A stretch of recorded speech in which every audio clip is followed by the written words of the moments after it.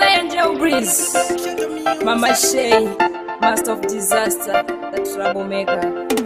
Makanga matoka ngamwa, muri ya makasara, chua kufuratira, muri ya makabereka. Mama na tete mudanane, naida muwirirane, rudo bagiri mupanane, ama mutwanane. Mama na tete mudanane, naida muwirirane, rudo bagiri mupanane, ama mutwanane. Dai makaramba muri pamwe, vana tisinga muteme, datemera vadzimu vatirige, upenyu wedu uendeke.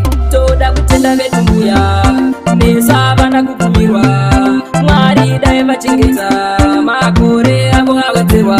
Mama na tete mudanane, naida muwirirane, rudo bagiri mupanane, ama mutwanane. Mama na tete mudanane, naida muwirirane, rudo bagiri mupanane, ama mutwanane. Chichakaita vatirambe, vaititi chaita marombe, mari tasadza mikombe, kweisa mina matomihombe. Upenyu zvorema, vari kwavakatibereka, ona itongotsungaira mumasango ivo vachifara. Mama na tete mudanane, naida muwirirane, rudo bagiri mupanane, ama mutwanane. Mama na tete mudanane, naida muwirirane, rudo bagiri mupanane, ama mutwanane. Dai makaramba muri pamwe, vana tisinga muteme, datemera vadzimu vatirige, upenyu wedu uendeke.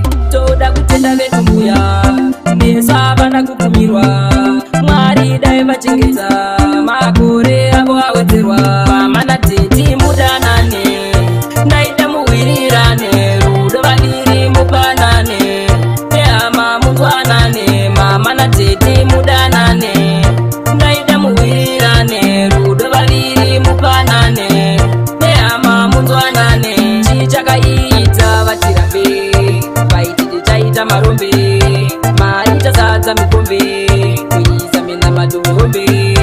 Upenyu zvorema, vari kwavakatibereka, ona itongotsungaira mumasango ivo vachifara. Mama na tete mudanane, naida muwirirane, rudo bagiri mupanane, ama mutwanane. Mama na tete mudanane, naida muwirirane, rudo bagiri mupanane, ama mutwanane. Dai makaramba muri pamwe, vana tisinga muteme, datemera vadzimu vatirige, upenyu wedu uendeke.